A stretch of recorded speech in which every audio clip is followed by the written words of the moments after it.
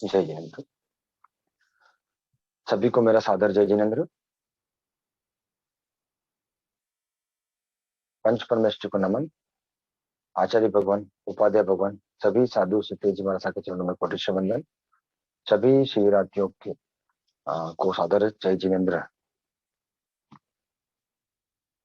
गुणस्थान स्वरूप की कक्षा में गुणस्थान स्वरूप का विवेचन किया जा रहा है और आप सभी अच्छे से उसका अध्ययन कर रहे हैं।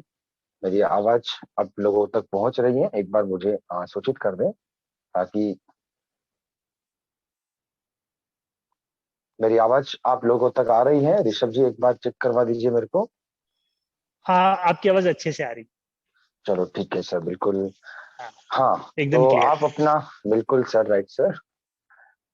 गुणस्थान का अध्ययन अपन शुरू करते हैं। गुणस्थान स्वरूप का अध्ययन अपन कर रहे थे। उसके उपलक्ष्य में हम लोगों ने यह अध्ययन किया था कि गुणस्थान में की स्थिति कितनी होती है, गुणस्थानों का लक्षण क्या होता है आदि आदि। आप अपनी पेन कॉपी लेकर के तैयार रहिए। बहुत सारी बातें लिखनी भी पड़ेगी, आपको याद भी करनी पड़ेगी। उसी उपलक्ष्य में एक कल प्रश्न आया था, उसके बारे में वापस चर्चा की गई हमारे गुरुजनों के द्वारा। तो उसमें यह निष्कर्ष सामने आया, प्रश्न वो पूछा गया था, आप लोग अलर्ट होकर के ध्यान दे दीजिए। कल एक प्रश्न पूछा गया था, श्रेणी में काल करने वाला जीव कहाँ जाता है? क्या वह एकावतारी होता है? श्रेणी का मतलब कल स्पष्ट कर दिया था। गुणस्थान नंबर 8वें से लेकर के ऊपर तक जो होती है वो श्रेणी आदि कहलाती है। 11 तक तो उपसम श्रेणी है और उसके पहले वो शपथ श्रेणी की गिनती में आता है। जो जीव श्रेणी में काल करता है उसके लिए हमने कल स्पष्ट कर दिया था कि उसकी गति 10 की होती है, यानी वो 5 अनुत्तर विमान के अपर्याप्त और पर्याप्त में जाता है। ये चीज आप लोगों को अच्छे से ध्यान में आ गई थी, लेकिन एक चीज और अच्छे से लिख लीजिए, आप लोगों को ध्यान में आ जाएगा। श्रेणी में जो काल करने वाला जीव है वह नियमा एकावतारी होता है। श्रेणी में जो काल करने वाला जीव होता है वह नियमा एकावतारी होता है। 8वें से लेकर के ऊपर के गुणस्थानों में जो काल करेगा वह जीव एकावतारी होता है। अब और कोई प्रश्न जैसे आए कि उसकी चर्चा की जाएगी। अभी अपन बात करते हैं गुणस्थान स्वरूप का जो अगला द्वार चलाना था अपने को, उसका द्वार का नाम है क्रिया द्वार। गुणस्थान स्वरूप का जो अगला द्वार है वह है क्रिया द्वार। जो जीव के द्वारा किया जाता है वह क्रिया कहलाती है। जो किया जाता है, जिसके द्वारा रिजल्ट आकर के कर्म होता है, वह क्रिया कहलाती है। तो ये क्रिया होती क्या है, कौन से गुण स्थान में कितनी कितनी क्रिया होती है, तो इनके स्वरूप के बारे में कथन किया गया। कुल मिलाकर के 25 क्रिया होती है। कुल मिलाकर के 25 क्रिया बताई है। उन 25 क्रिया के अंतर्गत जो बात चलती है, 25 क्रिया कौन कौन सी आप सभी लोगों ने अध्ययन किया होगा। एक 25 क्रिया नाम का एक पूरा थोकड़ा चलता है। उस थोकड़े की अपन विवेचना नहीं करेंगे, किस किस गुणस्थान में कौन कौन सी क्रिया होती है अपन उनकी यहाँ पर बात कर रहे हैं। तो ऐसा कहते हैं कि 25 क्रिया में से पहले गुणस्थान में 25 में से कौन कौन सी क्रिया होती है, कौन कौन सी क्रिया नहीं होती है। तो अध्ययन का क्रम जिस प्रकार से चलता है ना, तो उसमें ऐसा कहते हैं कि जब क्रिया आदि या फिर कम प्रकृतियां या कम क्रिया छूट रही होती हैं, जो कम हो रही होती है उसका नाम लिया जाता है, जो बचती है उसका नाम नहीं लेते। मोस्टली इस प्रकार से अध्ययन करते हैं। 25 क्रिया में से पहले गुणस्थान के अंदर, दूसरे गुणस्थान के अंदर, तीसरे गुणस्थान के अंदर आप पेन कॉपी यूज करना बहुत जरूरी है। आप लिख लीजिए, पहले से लगा करके तीसरे गुणस्थान तक 24 क्रिया लगती हैं।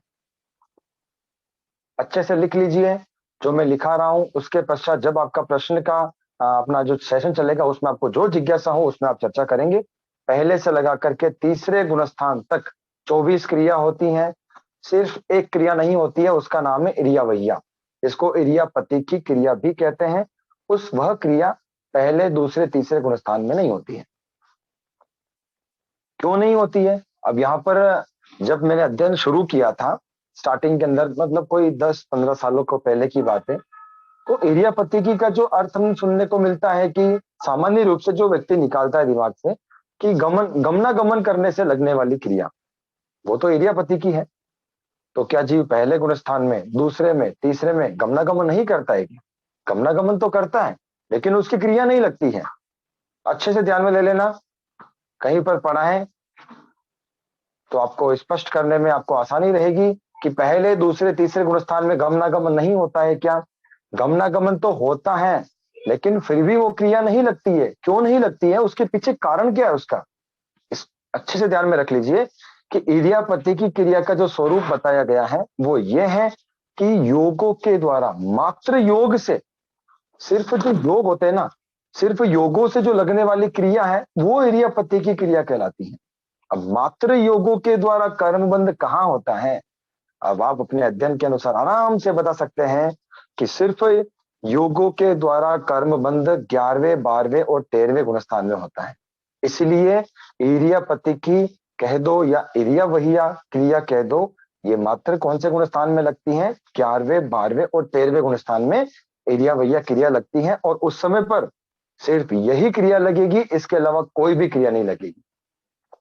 ध्यान में आगे मेरे अच्छे से बात आप लोगों को कि पहले दूसरे तीसरे गुणस्थान में 24 क्रिया लगती है, इर्यावहिया क्रिया नहीं लगती है।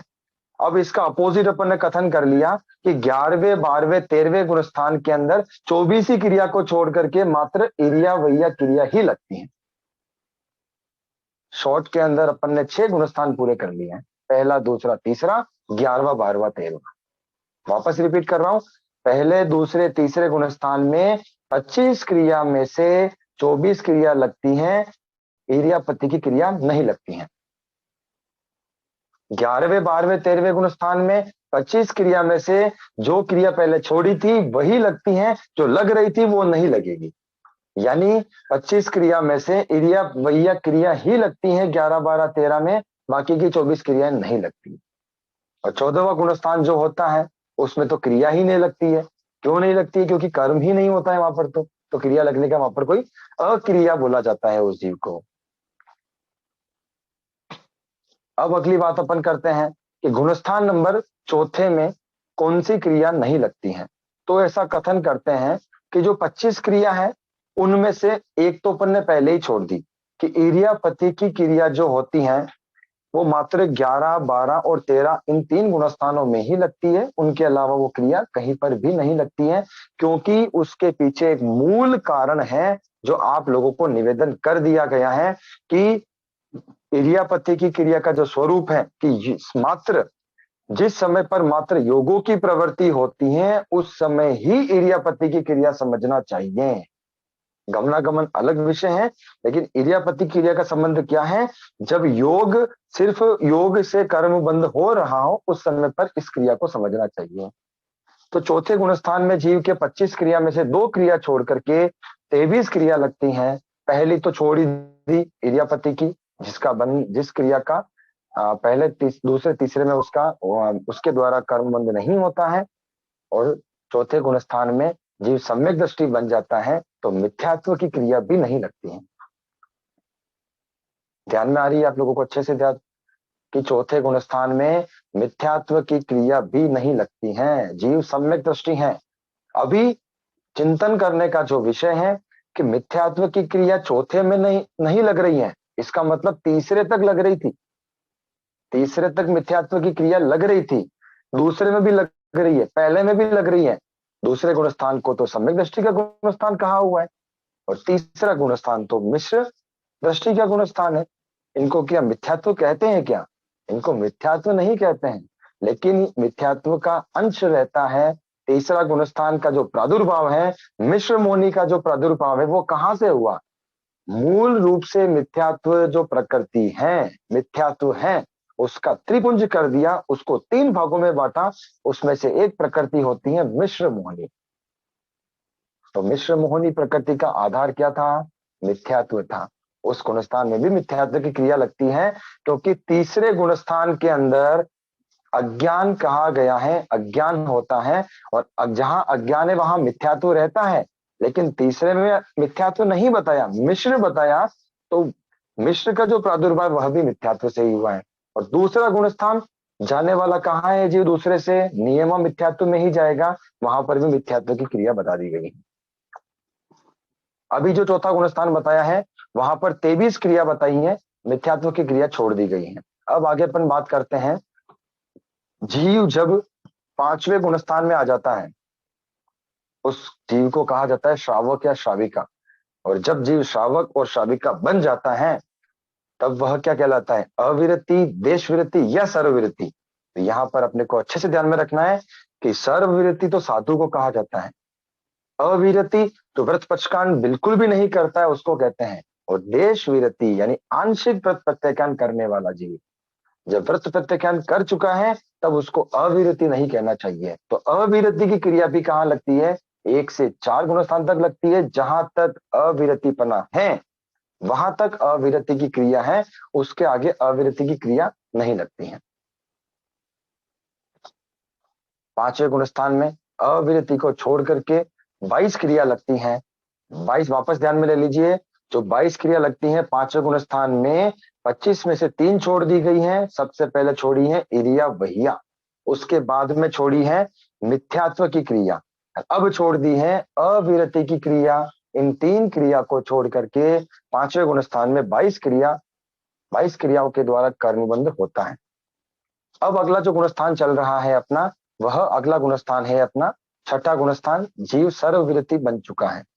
छठे गुणस्थान में ऐसा कहते हैं कि 21 क्रिया लगती हैं, 21 क्रियाओं के द्वारा कर्मबंध होता है। वो 21 क्रिया पहले जो 22 लग रही थी पांचवें गुणस्थान में, उसमें से एक क्रिया को छोड़ते हैं, उस क्रिया का नाम है परिगह्या। आप लोग पेन कॉपी का इस्तेमाल करेंगे, ये मुझे आपसे पूर्ण आशा है, ताकि आप लोगों का चार्ट बन जाएगा। फर्स्ट, सेकंड, थर्ड गुणस्थान में 24 क्रिया इरियापति को छोड़ के, चौथे गुणस्थान में 23 क्रिया मिथ्यात्व को छोड़ के, पांचवें गुणस्थान में 22 क्रिया अविरति को छोड़ के, छठे गुणस्थान में 21 क्रिया परिगह्या को छोड़ के। यानी परिग्रह की क्रिया छठे गुणस्थान में जीव को नहीं लगती है। 2 शब्द बताएं, एक तो बताया आरंभ और एक बताया परिग्रह। एक क्या बता दिया साहब, आरंभ, और एक बता दिया परिग्रह। अब यहां पर ये ध्यान में रखना है कि जब भी कहीं पर भी कथन किया जाता है कि आरंभ जहां पर है वहां पर क्या परिग्रह रहता ही है, तो इससे अपने को स्पष्ट हो गया, नहीं, ऐसा नहीं है। क्योंकि आरंभ तो छठे गुणस्थान में भी लग रहा है, क्योंकि छठे गुणस्थान के अंदर 2 प्रकार के साधु बता दिए। एक तो होते शुभ योगी साधु और एक होते अशुभ योगी साधु। जो शुभ योगी साधु होते हैं वो अनारंभी होते हैं, और जो अशुभ योगी साधु होते हैं वो आरंभी की श्रेणी में आते हैं। आत्मारंभी भी होते हैं, परारंभी भी होते हैं, तदुभयारंभी भी होते हैं, किंतु वो अनारंभी नहीं होते हैं। शुभ योगी अनारंभी होते हैं, बाकी अशुभ योगी को आरंभी बता दिया। यानी छठे गुणस्थान तक आरंभ की क्रिया लगती है। जब आरंभ और परिग्रह को एक साथ उनका कथन किया जाता है, यहाँ पर वो अलग हो चुके हैं। इसलिए एक लाइन आप बिल्कुल अच्छे से लिख लीजिए, पेन कॉपी हो तो कॉपी में लिखिए, नहीं हो तो यहाँ पर दिमाग में लिख लीजिए।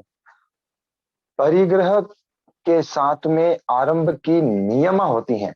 जहां पर परिग्रह की क्रिया लगती है वहां पर आरंभ की क्रिया नियम से लगेगी, लेकिन आरंभ के साथ परिग्रह की भजना होती है।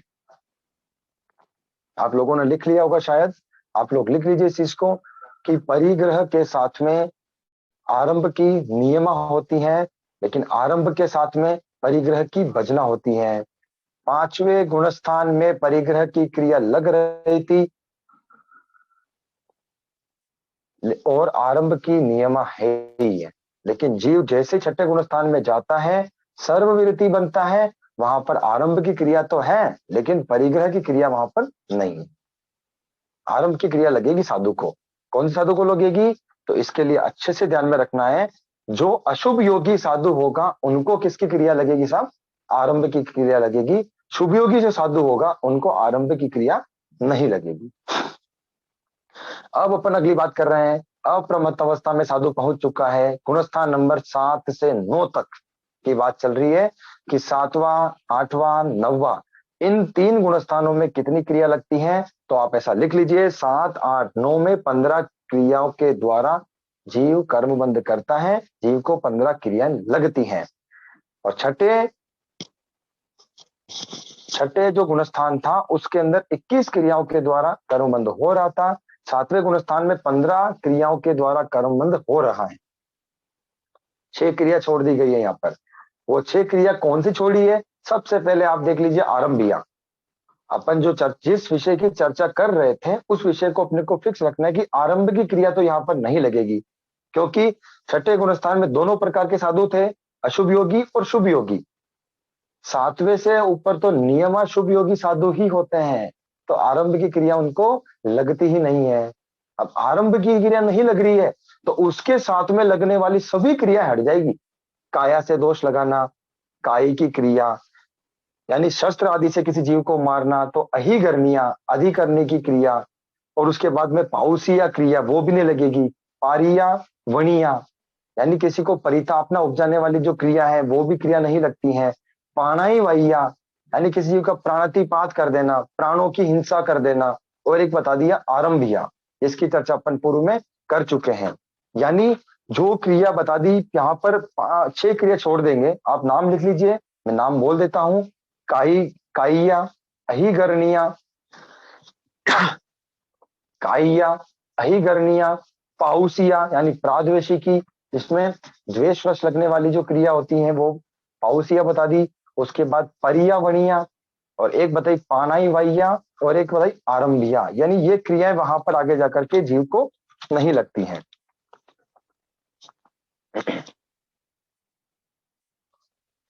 किस जो उसके पहले क्रिया आदि बता दी है कि प्राणातिपात प्राण पारितापनी की क्रिया, जो इसका अर्थ है उसका अपन मैंने प्राकृत शब्द बोला था पारिया वणिया। आप लोगों को किसी ने हिंदी का याद कर रखा हो, किसी ने प्राकृत का याद कर रखा हो, इसलिए मैं वापस रिपीट कर रहा हूं। काय की क्रिया जो है उसके बारे में बता दिया काइया। अधिकरणी की के लिए अहिगर्निया बता दिया। पाउसिया के लिए बोलते हैं प्राद्वेषी की क्रिया बोलते हैं। अगली जो बोलते हैं पारिया वणिया, यानी इसको हिंदी में बोलते हैं पारितापनी की।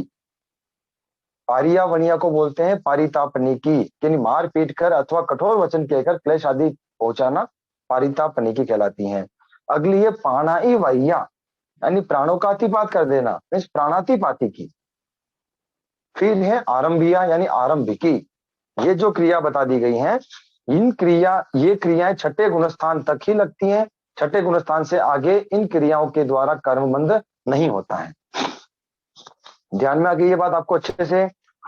अब ये क्रिया जो है किसी जीव की हिंसा में लगने वाली क्रिया है, दोष लगने वाली क्रिया है। जब किसी जीव आरंभ करता है,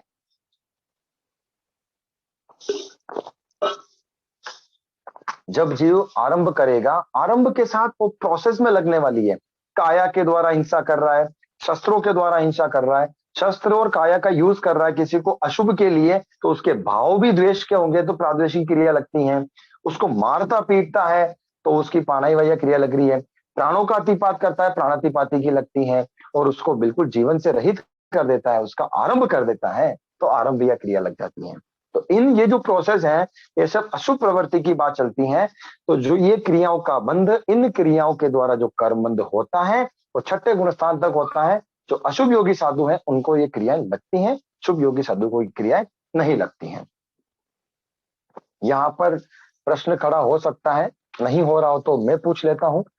जो मैंने क्रियाएं बताई हैं, लास्ट में जो 2 नाम बताए थे आपको कि पाणाई वैया यानी प्राणातिपाती की, और एक बताया आरंभिकी यानी प्राणों का अतिपात कर देना, और एक है आरंभिकी यानी आरंभ कर देना।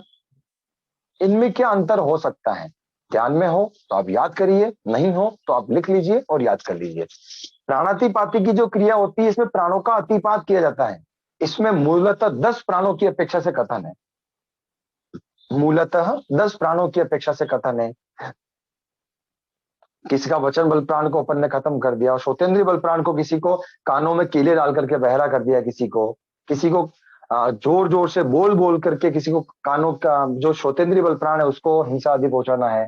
जो 9-10 बल प्राण है उनकी अपेक्षा जो कथन है वो है प्राणातिपाती की, प्राणों का अतिपात कर देना। लेकिन आरंभिया के अंदर उस जीव को क्या कर दिया है? आरंभ ही कर दिया है, उसके आयुष्य बल प्राण को ही खत्म कर दिया है। वो क्या है? वो आरंभिया क्रिया।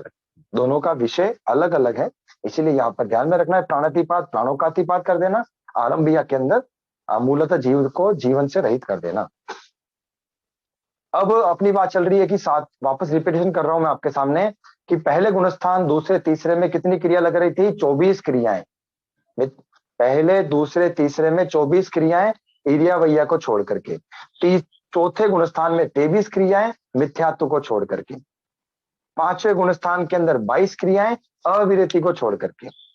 छठे गुणस्थान में 21 क्रियाएं, कौन सी नहीं लगेगी वहां पर? परिगैया को छोड़ करके। सातवें आठवें नववें में 15 क्रियाएं के द्वारा कर्मों का बंध होता है, इन विवक्षित जो 6 क्रियाएं बताई इनको छोड़ करके। 10वें गुणस्थान में 14 क्रिया के द्वारा बंध होता है, वहां पर दोषवत्तियां छोड़ दिया जाता है। 10वें गुणस्थान में दोषवत्तियां यानी जो द्वेष के द्वारा, जो द्वेष है वो क्रोध मान जो है वो पहले 90 तक ही उदय में रहता है, 10वें में नहीं रहता है। और लोभ का उदय 10वें में है और लोभ राग की श्रेणी में आता है, तो वहां पर द्वेषवतिया क्रियाएं हट जाती हैं, उस क्रिया के द्वारा कर्मबंध नहीं होता है। 10वें गुणस्थान में 14 क्रिया लगती है और कौन सी छोड़ते हैं? दोषवतिया।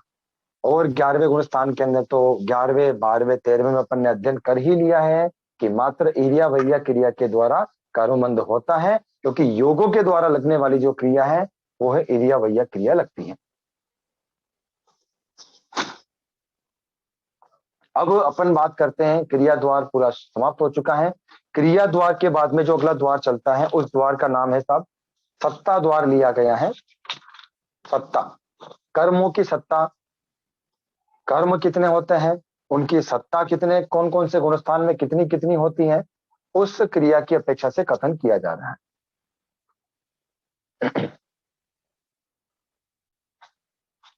कुल मिलाकर के मूल रूप से 8 कर्म बताए हुए हैं। 8 कर्मों, 8 जो कर्म है उन 8 कर्मों में से कौन से गुणस्थान में कौन से कर्म की सत्ता होती है, आगे उदय भी चलेगा बंद भी चलेगा, तब उसका कथन किया जाएगा। यहां पर जो द्वार उपस्थित हुआ है अपने सामने सत्ता द्वार है। कल आपको अच्छे से ध्यान में हो या फिर अगर आपने रिपीटेशन अध्ययन नहीं किया हो तो सुनने पर भी आप लोगों को अच्छे से ध्यान में आ ही जाएगा कि मोहनीय कर्म का उपशम करने के पश्चात जिस जीव को जिस गुणस्थान की प्राप्ति होती है वह 11वां गुणस्थान है, उपशांत मोहनीय, मानी मोहनी को शांत कर दिया गया है। लेकिन 12वें गुणस्थान में तो क्षीण मोहनीय नाम दिया गया था कि उसने मोहनी कर्म को क्षय ही कर दिया है। जब मोहनी कर्म का क्षय किया है इसका मतलब यह होता है कि सत्ता में मोहनी कर्म नहीं है। इस अपेक्षा से आपको अच्छे से ध्यान में आ चुका है कि अब सत्ता द्वार चल रहा है तो कौन से गुणस्थान से लेकर के कौन से गुणस्थान तक सत्ता चलेगी। तो आप लिख लीजिए अच्छे से, पहले गुणस्थान से लेकर के 11वें गुणस्थान तक 8 कर्मों की सत्ता होती है। पहले गुणस्थान से लेकर के 11वें गुणस्थान तक 8 कर्मों की सत्ता होती है। जरूरी नहीं है कि अपने को रटना है, याद करना है इसी रूप में, लेकिन अपने को यह चीज ध्यान में आनी चाहिए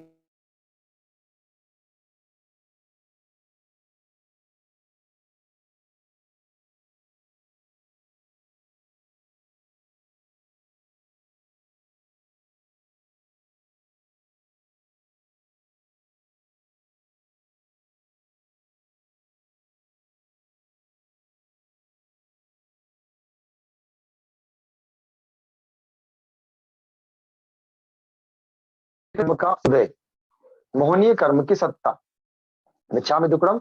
सबसे पहले लिख लीजिए मोहनीय कर्म की सत्ता, डैश करके लिखिए 1 से लेकर के 11वें गुणस्थान तक होती है। मोहनीय कर्म की सत्ता 1 से लेकर के 11वें गुणस्थान तक होती है। फिर अगला लिखिए ज्ञानावर्णीय दर्शनावर्णीय अंतराय कर्म की सत्ता 1 से लेकर के 12 गुणस्थान तक होती है। ज्ञानावर्णीय दर्शनावर्णीय और अंतराय कर्म की सत्ता 1 से लेकर के 12वें गुणस्थान तक होती है। और 4 आघाती कर्मों की सत्ता 1 से लेकर के 14वें गुणस्थान तक होती है। 4 आघाती कर्मों की सत्ता 1 से लेकर के 14वें गुणस्थान तक होती है। अब ये आपने चार्ट बना लिया तो आपको अच्छे से ध्यान में आ जाएगा कि अपन इनको वंश रूप में कैसे बोले। तो ऐसे बोलना है। अब आप चेक करेंगे तो मोहनीय कर्म का जो लाइन चल रही है 1 से लेकर के 11 तक चल रही है। फिर ज्ञानावर्णी दर्शनावर्णी और अंतराय की चल रही है 1 से लेकर के 12 तक चल रही है। और 4 आघाती कर्म जो चल रहे हैं 1 से लेकर के 14वें गुणस्थान तक चल रहे हैं।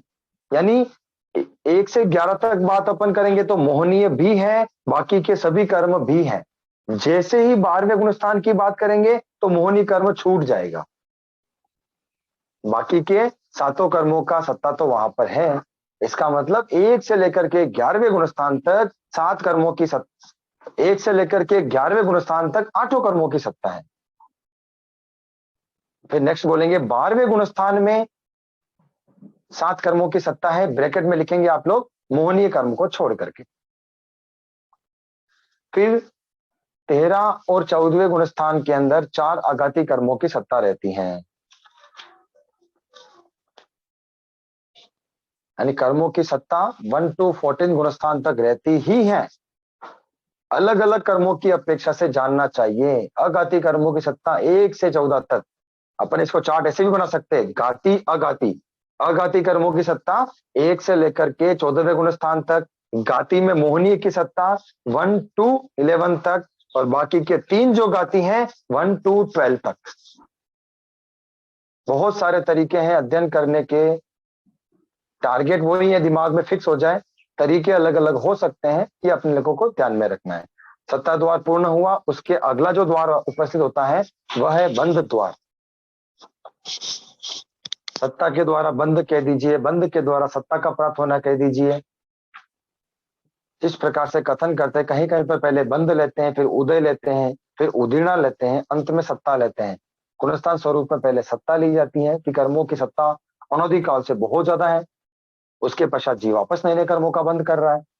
ऐसा भी हो सकता है कि सत्ता को खत्म करने के बाद कभी बंद होता ही नहीं है, ऐसा भी हो सकता है। कथन करने की शैलियां हैं, जो जो जिस जिस प्रकार से कथन करता है उस अपेक्षा से बात का पुष्टिकरण हो जाता है। अब अपनी बात चल रही है बंध, यानी बंध द्वार चल रहा है कि कौन से गुणस्थान तक 8 कर्मों में से कितने कितने कर्मों का बंध हो सकता है, होता है, इसका कथन अपन कर रहे हैं।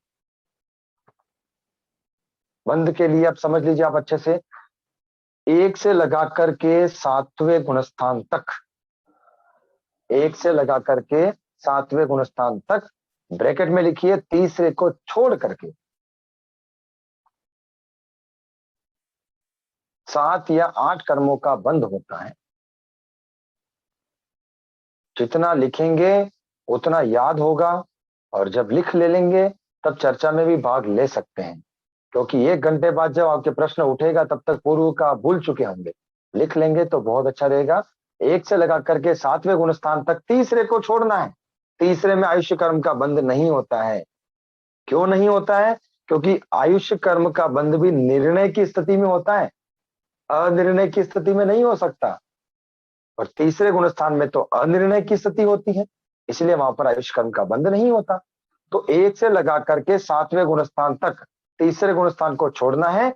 उन गुणस्थानों में 7 या 8 कर्मों का बंध होता है। 7 कर्मों का जब बंध हो उस समय आयुष्य का बंध नहीं लेना है, और 8 कर्मों का जब बंध बोले तब आयुष्य को शामिल करना है, क्योंकि आयुष्य कर्म का बंध जीवन में मात्र एक बार ही होता है, बार बार आयुष्य कर्म का बंध नहीं होता है। जीवन में मात्र एक बार ही आयुष्य कर्म का बंध होता है। अगली बात बोलेंगे अपन, तीसरा, 8वां, 9वां। तीसरे, 8वें और 9वें गुणस्थान के अंदर 7 कर्मों का बंध होता है आयुष्य को छोड़ करके। तीसरे, 8वें और 9वें गुणस्थान में 7 कर्मों का बंध होता है नियमा। याद रख लेना अच्छे से, आयुष्य कर्म का बंध नहीं होता है।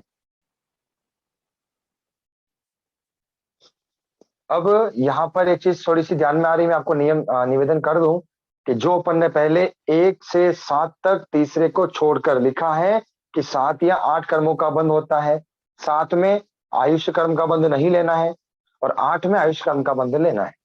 उसमें आप और चीज ध्यान में ले सकते हैं कि 1 से लगा करके 7वें तक तीसरे को छोड़ दिया, इसका मतलब होता है कि 6 गुणस्थानों में जीव आयुष्य का बंध कर सकता है, लेकिन आयुष्य के बंध की शुरुआत कितने गुणस्थानों में करता है? तो ये ध्यान में रखना है कि सातवां गुणस्थान ऐसा है कि उस गुणस्थान में जीव कभी भी आयुष्य के बंध की शुरुआत नहीं करता है। बिल्कुल लिख लीजिए, सावधानी पूर्वक अटेंशन से होकर के लिख लीजिए कि सातवें गुणस्थान में जीव आयुष्य कर्म के बंध की शुरुआत नहीं करता है। अगर छठे गुणस्थान में आयुष्य कर्म के बंध की शुरुआत की हो छठे गुणस्थान के अंतिम समयों के अंदर, तो सातवें में मात्र उसको पूरा करता है, लेकिन नवीन आयुष्य कर्म के बंध की शुरुआत सातवें गुणस्थान में जीव कभी भी नहीं करता है। अब यहां पर वापस प्रश्न खड़ा हो सकता है या समाधान रूप में आप डाल सकते हैं।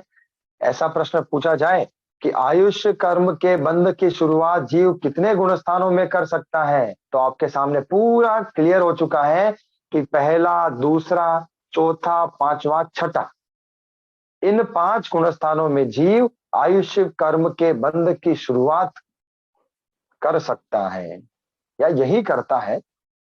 ऐसे कौन से गुणस्थान हैं जिनमें केवल मात्र आयुष्य कर्म के बंध को पूरा किया जाता है लेकिन शुरू नहीं किया जाता? तो वहां पर आंसर आप लोगों को देना है कि सातवां गुणस्थान है, जहां पर आयुष्य कर्म के बंध की शुरुआत तो नहीं होती है लेकिन उसको पूरा किया जा सकता है।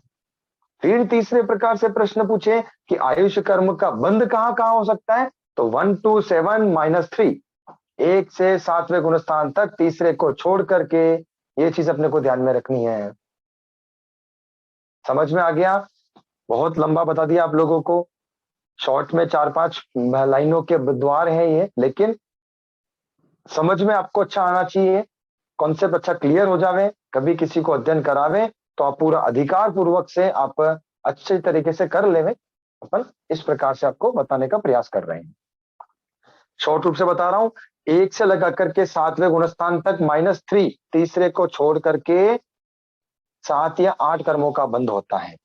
अगला बोल रहा हूं, तीसरा, 8वां और 9वें गुणस्थान में 7 कर्मों का बंध होता है। अभी अगला चल रहा है 10वां गुणस्थान, उस 10वें गुणस्थान में मोहनीय कर्म का बंध भी रुक जाता है, मोहनीय कर्म का बंध नहीं होता है। तो बचे कितने? आयुष्य छोड़ दिया अपन ने, अब मोहनी भी छोड़ दो, तो 8 में से 2 गए। आप बहुत निकाल माइनस प्लस सबको ध्यान में आता होगा। बचे कितने? 6 कर्मों का बंध होता है 10वें गुणस्थान में। 10वें गुणस्थान में मात्र 6 कर्मों का बंध होता है, आयुष्य और मोहनीय को छोड़ करके। 90 में, 8वें में और तीसरे में 7 कर्मों का बंध होता है, आयुष्य को छोड़ करके। बाकी पहले आपको अच्छे से समझा दिया गया है। 10वें गुणस्थान में कितना बता दिया? 6 कर्मों का बंध होता है, आयुष्य और मोहनी को छोड़ करके। अभी अगला जो चल रहा है कि 11वें, 12वें और 13वें गुणस्थान में मात्र 1 कर्म का बंध होता है, वेदनीय कर्म का बंध होता है, उसके अलावा किसी भी कर्म का बंध नहीं होता है। उस वेदनीय कर्म के बंध के अंदर भी मात्र 7वां वेदनी का बंध करता है जी। जब जीव पूरी प्राणी मात्र को, 6 काय के जीवों को, 563 प्रकार के जीवों को, सूक्ष्म बादर सभी प्रकार के जीवों का भला चाह रहा है, उनके आगे बढ़ने की कामना करता हो, अपने खुद के स्व कल्याण की बात करता हो, वो जीव असता वेदनी कर्म का बंध कर ही नहीं सकता। इसीलिए बोलते हैं कि असता वेदनी कर्म का बंध मात्र छठे गुणस्थान तक ही होता है, उसके ऊपर होता ही नहीं है। क्योंकि अशुभ योगी भी साधु हो सकता है, उसके आदि असता वेदनी कर्म का बंध हो सकता है। बाकी उसके ऊपर जितने भी गुणस्थान लिए हैं उन सभी में मात्र 7वें से लगा करके ऊपर 7वां वेदनीय का ही बंध होता है, असता का बंध होता ही नहीं है। अब एक चीज ध्यान में रखनी है, यहां पर कर्मों के बंध की बात कर ली गई है कि बंध कहां कहां तक होता है। अब एक मूल चीज जो मैं आपको और बता रहा हूं वो अच्छे से ध्यान में ले लीजिए कि कर्मों, कहीं कहीं पर जब अध्ययन करते हैं तो ऐसा सुनने को मिलता है कि कर्मों का जो बंध लिया गया है वो मात्र 10वें गुणस्थान तक ही होता है। विवक्षा रूप से, विवेचना रूप से जब कथन करते हैं तब ये भी आता है कि 10वें गुणस्थान तक कर्मों की स्थिति बंधती है, उसके आगे बंधती नहीं है। ऐसा इसलिए कहते हैं जब भी कर्म बंध होगा उसकी 4 स्थितियां बनती हैं, यानी 4 अवस्थाएं कह सकते हैं अपन। पहली प्रकृति बंध, दूसरी स्थिति बंध, तीसरी अनुभाग बंध और चौथी प्रदेश बंध।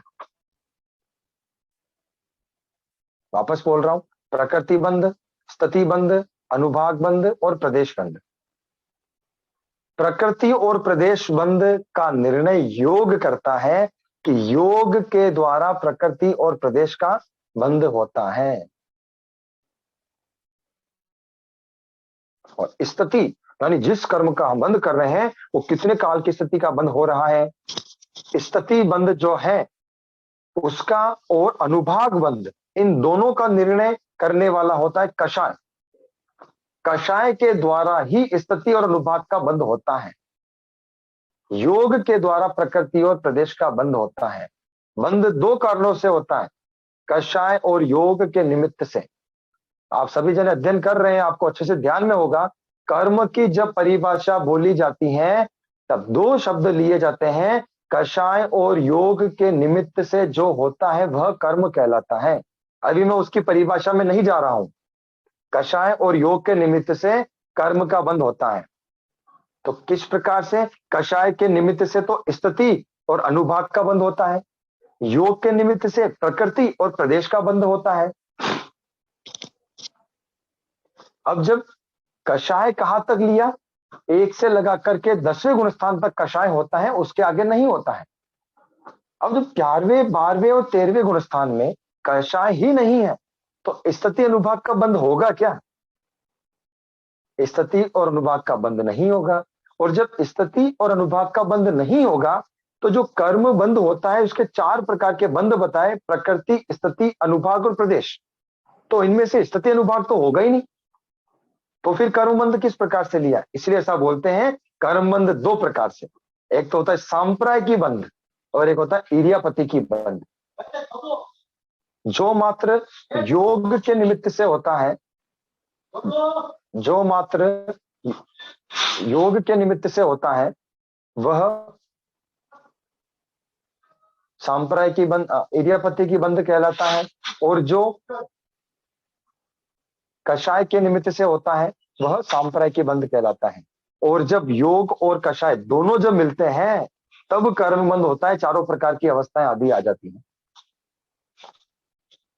अब अपनी जो अगली बात चल रही है, बंध की विवक्षा पूर्ण कर ली अपन ने कि 4 प्रकार के बंध होते हैं, प्रकृति, स्थिति, अनुभाग, प्रदेश। प्रकृति और प्रदेश जो होता है वो योग के निमित्त से होता है, स्थिति अनुभाग जो होता है वो कषाय के निमित्त से होता है। कषाय के निमित्त से होने वाले बंध को सांप्रायिक बंध कहा जाता है, और जो प्रकृति और प्रदेश जो योग के निमित्त से होता है उसे इरियापति की बंध कहते हैं। मुझे लगता है आप लोगों को ध्यान में आ गया होगा। बंध द्वार पूर्ण अपन ने कर लिया है, कौन कौन से गुणस्थान में कितने कितने कर्मों का बंध होता है। 14वें गुणस्थान में कर्मों का बंध नहीं होता है, अबंध अवस्था कहलाती है। अब अगले जो द्वार चल रहा है वह है उदय द्वार। अगला द्वार की डाल दीजिए आप हेडिंग, अगले द्वार का नाम है उदय द्वार।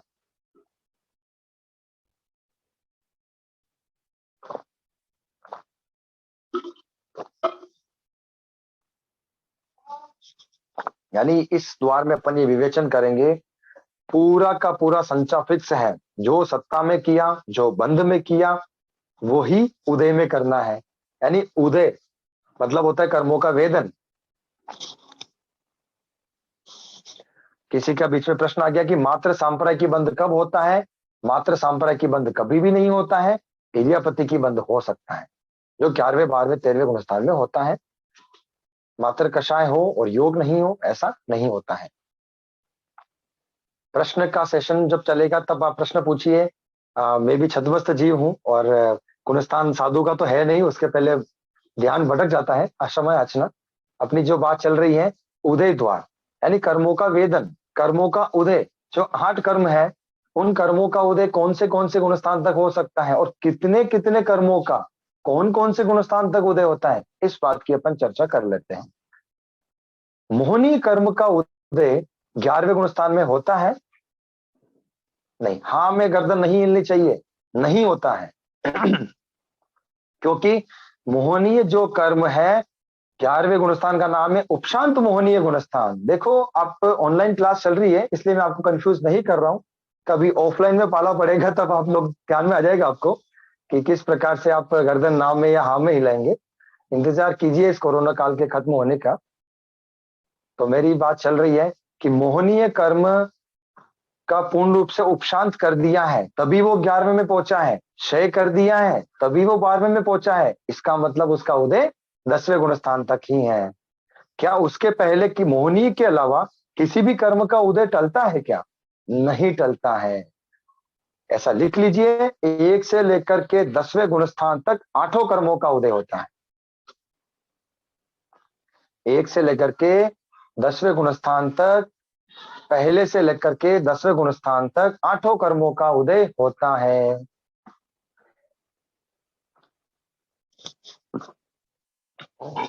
ग्यारहवें गुणस्थान में मोहनी का उदय नहीं होता तो 12वें में भी नहीं होता।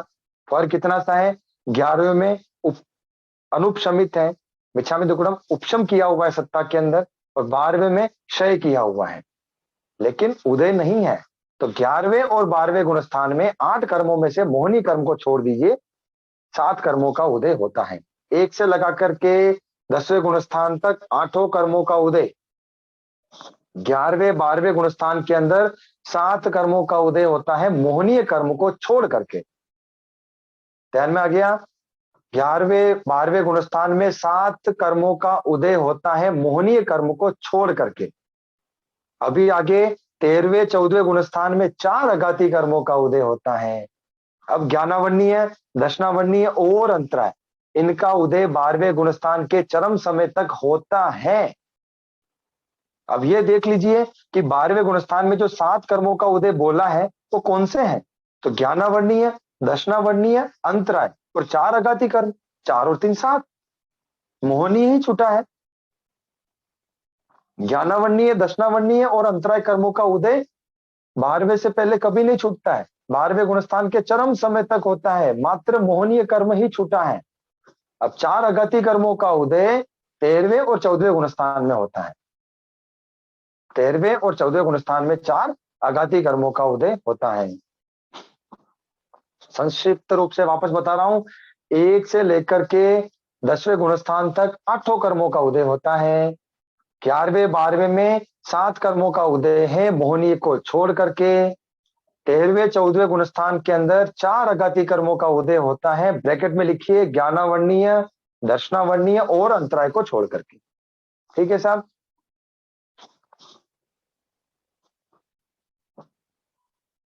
अब आगे जो कथन चल रहा है वह है उदीर्णा द्वार। उदीर्णा का कथन कर लेते हैं। अब इनके समय याचना की मैंने इनकी परिभाषा आप लोगों को नहीं बताई क्योंकि ये बहुत ही प्रचलित शब्द है, बहुत ही प्रचलित शब्द है। बंध, उदय, सत्ता।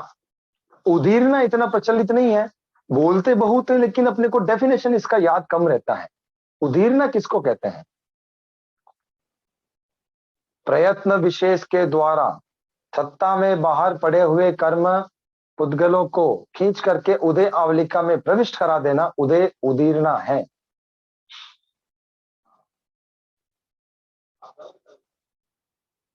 उदय आवलिका से बाहर पड़े हुए कर्म पुद्गलों को खींच करके उदय आवलिका में यानी उदय समय में प्रविष्ट कर देना या उदय उदय में आने वाले कर्मों के साथ कर देना उदीर्णा कहलाती है। इसको एक और बोलते हैं अपक्व पाचन। इसका दूसरा नाम क्या बता दिया? अपक्व पाचन। यानी आम जो लेकर के आए कच्चे आम थे उनको कुछ ऐसे कुछ रासायनिक पदार्थ मिला करके जब वो आम के पेड़ पर लगे रहते तो 10 दिन के बाद में पकते, लेकिन ऐसे कुछ रासायनिक पदार्थ मिलाए उससे वो 2 दिन में पक गया।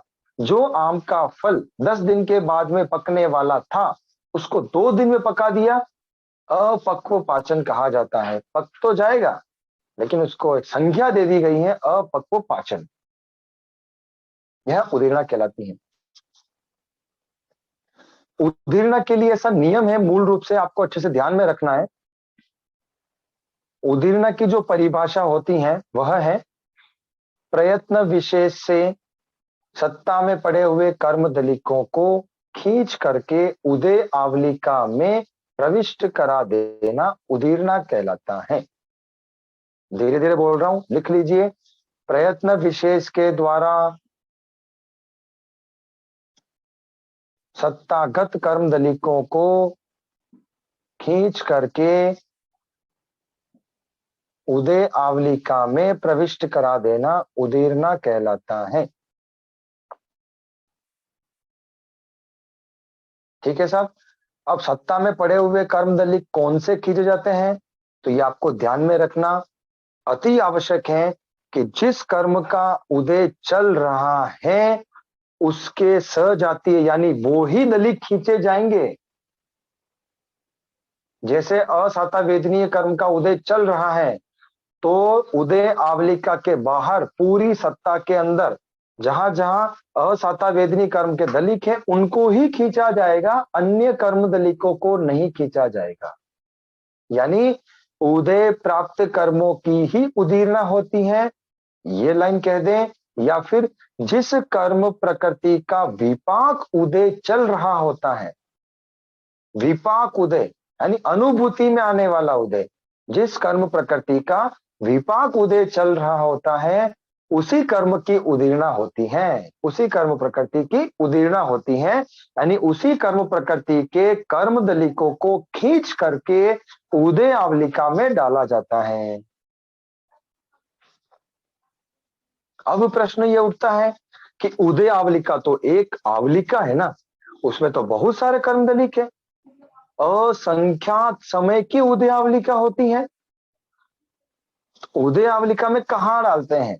तो इसको आपको ध्यान में रखना है कि जो उदय प्राप्त होने वाला दलिक है, उदय आवलिका का जो पहला समय है वहां पर प्रक्षेप किया जाता है। इतनी बड़ी उदय आवलिका है और कर्म का उदय यहां हो रहा है, एक से लेकर के कर्म दलिक जमाए हुए हैं।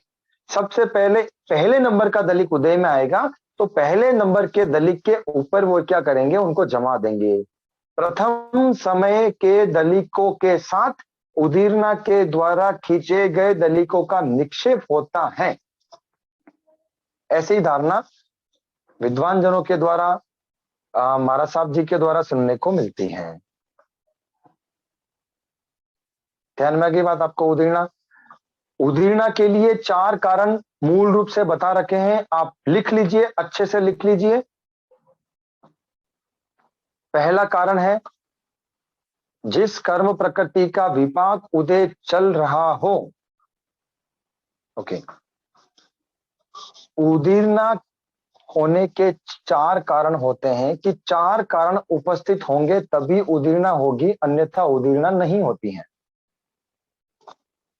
4 कारण होंगे तभी उदीरना होती है, अन्यथा उदीरना नहीं होती है। पहला बता दिया, जिस कर्म का विपाक उदय चल रहा होता है उसी कर्म की उदीरना होती है।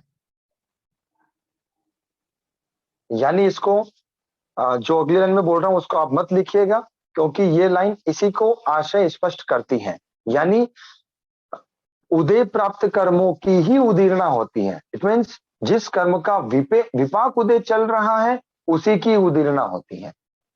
जो लाइन मैंने आपको लिखाई है कि जिस कर्म प्रकृति का विपाक उदय चल रहा होता है उसी कर्म प्रकृति की उदीरना होती है। ठीक है साहब। नंबर 2,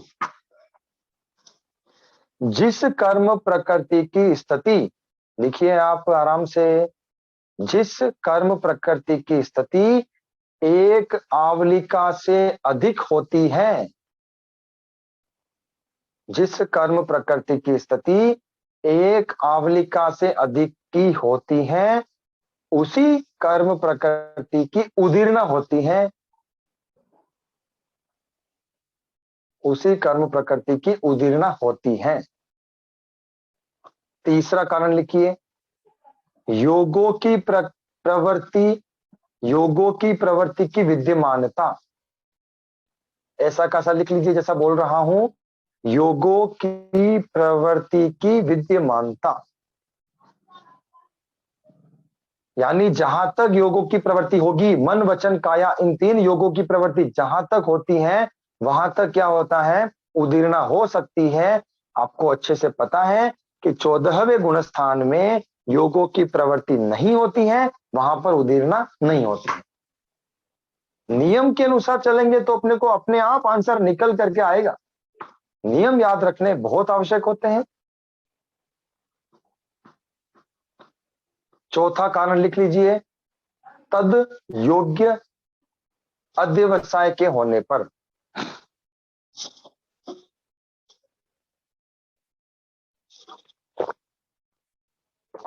तद योग्य, तीसरा पॉइंट वापस रिपीट करता हूं मैं, योगों की प्रवृत्ति जहां तक होती है वहीं तक उदीर्णा होती है। यानी योगों की प्रवृत्ति की विद्यमानता, योगों की प्रवृत्ति की विद्यमानता।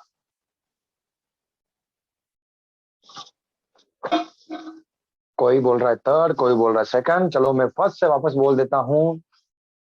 जिस कर्म प्रकृति का विपाक उदय चल रहा होता है उसी कर्म प्रकृति की उदीर्णा होती है, नंबर 1।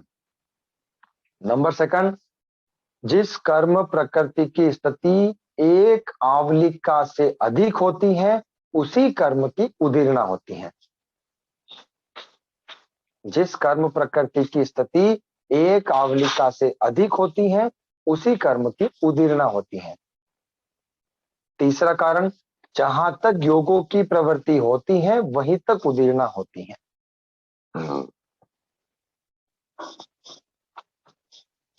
चौथा है, तद योग्य अध्यवसाय के होने पर उदीर्णा होती है। तद योग्य अध्यवसाय के होने पर उदीर्णा होती है। तद योग्य का मतलब उसके योग्य, किसके योग्य, जिस कर्म प्रकृति की उदीर्णा कर रहे हैं उसके योग्य अध्यवसाय। उदीर्णा भी एक प्रकार का करण बताया गया है, यानी जो किया जाता है, जिसमें मेहनत लगती है, पुरुषार्थ लगता है, वह करण कहला रहा है। तो जो किया जाता है वह करण है। अब करण में पुरुषार्थ लगता है, उदीर्णा में भी पुरुषार्थ लग रहा है। अब असाता वेदनी कर्म की हमको उदीर्णा करनी है। इसका मतलब कि असाता वेदनीय कर्म प्रकृति के दलित जो सत्ता में स्टोक में रहे हुए हैं उनको खींच करके आगे लेके आना है। तो असाता वेदनीय कर्म के दलित उदीर्णा करने के योग्य अध्यवसाय चाहिए, उसके योग्य अध्यवसाय। किसके योग्य अध्यवसाय, कि असाता वेदनी कर्म की उदीर्णा हो उसके योग्य अध्यवसाय हो, उसे कहते हैं तद योग्य अध्यवसाय के होने पर उदीर्णा होती है। ये 4 कारण में से अगर एक भी कारण नहीं मिलेगा तो उदीर्णा नहीं होगी। चारों के चारों कारण मिलेंगे तभी उदीर्णा होती है, अन्यथा उदीर्णा नहीं होती है। ध्यान में आ गई बात आपको अच्छे से। अब उदीर्णा के लिए मैं आपको गुणस्थान बता देता हूं कि गुणस्थान नंबर पहले से लेकर के छठे तक, 1 से लेकर के छठे तक, अभी इसमें एग्जाम्पल आ जाएंगे। आप जब विवेचन कर रहे हैं तो उसमें एग्जाम्पल जो जो कर्म छूटेगा उसका एग्जाम्पल आ जाएगा। 1 से लेकर के छठे गुणस्थान तक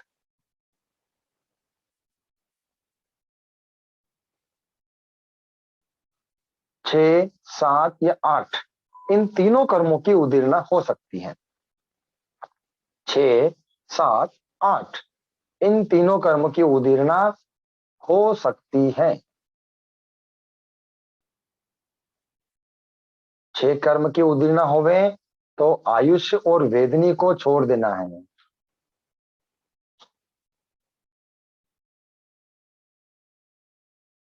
7 की उदीर्णा बोलते हैं तब आयु कर्म की उदीर्णा छोड़ देनी है।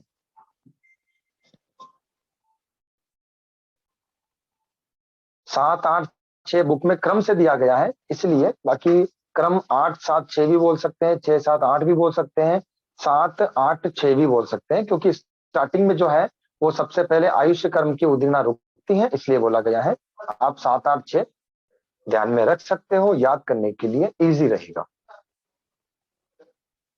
हाँ जी, 7, 8 और 6 कर्मों की उदीर्णा होती है पहले से लगा करके छठे गुण स्थान तक। तो ऐसा कहते हैं कि तीसरा जो गुणस्थान है उसमें वेदनीय आदि जो कर्म है, वेदनीय और आयुष्य, इन दो कर्मों की उदीर्णा सातवें गुणस्थान से ऊपर नहीं होती है, यानी छठे गुणस्थान तक ही होती है, उसके ऊपर नहीं होती है। क्यों नहीं होती है? तो उसके लिए ऐसा कारण बोलते हैं कि एक तो बोलते स्वभाव, कि ऐसा ही जीव का स्वभाव है कि उसकी उदीर्णा आगे नहीं होती है। दूसरा जो मूल कारण सुनने को मिलता है वो ऐसा कहते हैं कि गोलमान परिणामों के होने पर ही उदीर्णा होती है, गोलमान परिणाम के होने पर ही उदीर्णा होती है। आप लोगों ने एक टेस्ट करवाया होगा किसी का, स्वयं का भी हो सकता है, किसी का भी हो सकता है, ईसीजी, इसको बोलते हैं इलेक्ट्रोकार्डियोग्राफी। उसका जब टेस्ट होता है ना, तो फ्लक्चुएशन होते हैं ऊपर नीचे करके। तो ऐसे जो निरंतर बढ़ते बढ़ते कम होते होते, बढ़ते बढ़ते कम होते होते जो भाव बता रखे हैं, आत्मा के जो अध्यवसाय होते हैं उनको भाव भी कहा जाता है, परिणाम भी कहा जाता है। और जो निरंतर बढ़ते बढ़ते कम होते होते, बढ़ते कम होते जो भाव होते हैं वो बता दिए, उनको बोलते गोलमान परिणाम।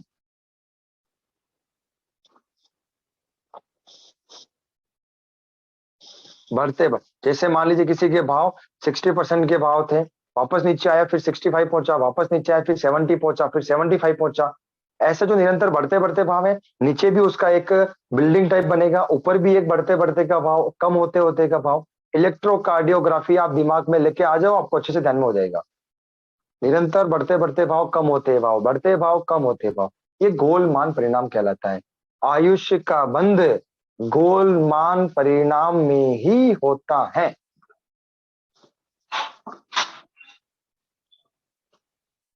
और ये ध्यान में रखना है, वेदनी और आयुष्य कर्म की उदीर्णा अगर आयुष्य पूर्ण है और किसी कारण से रुक भी सकती है, तो स्वभाव से ये ध्यान में रखना है कि स्वभाववश उसकी आयुष्य कर्म की उदीर्णा रुक जाती है। जैसे छठा गुणस्थान है, छठे गुणस्थान में पुलाक लब्धि वाला साधु होता है, तो ऐसा नियम कहते हैं कि पुलाक लब्धि वाला साधु उस लब्धि पने में काल ही नहीं करता है।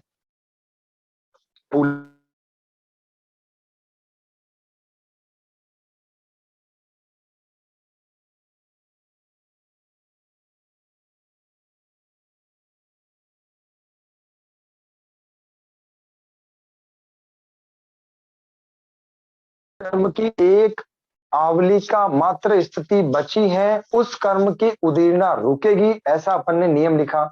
यानी जो नियम लिखाया मैं आपको वापस चर्चा में लेके आ जाता हूं। जिस कर्म की स्थिति एक आवलिका से अधिक होती है उसी कर्म की उदीर्णा होती है। अब जिस कर्म की स्थिति एक आवलिका ही बची है, अधिक नहीं है, तो क्या उसकी उदीर्णा होगी? तो वहां पर ध्यान में रखना, नहीं होगी। क्योंकि नियम क्या कहता है कि एक आवलिका से अधिक की स्थिति है तो ही उदीर्णा होगी। एग्जाम्पल रूप से समझ लीजिए, मुझे मनुष्य भाव में मान लीजिए 35 वर्ष की उम्र मिली है, 40 वर्ष की, 50 साल की, जो भी उम्र मिली है, एक अपने दिमाग में रखना है, 50 वर्ष की उम्र मुझे मिली है। अब 50 वर्ष की उम्र में से मैंने अधिकांश उम्र को खत्म कर दिया है, मात्र अभी एक आवलिका मेरी बाकी बची है, तो आयुष्य कर्म की उदीर्णा नहीं होगी। क्योंकि एक आवलिका से अधिक की स्थिति होती है तभी उदीर्णा होती है, अपन लिख चुके हैं। वेदनीय कर्म की उदीर्णा स्वभाव से रुक जाती है, ये आप लिख दीजिए अच्छे से कि छठे गुणस्थान तक वेदनीय कर्म की उदीर्णा स्वभाव, छठे गुणस्थान से ऊपर तो वेदनीय और आयुष की उदीर्णा होती ही नहीं है, छठे गुणस्थान तक ही होती है।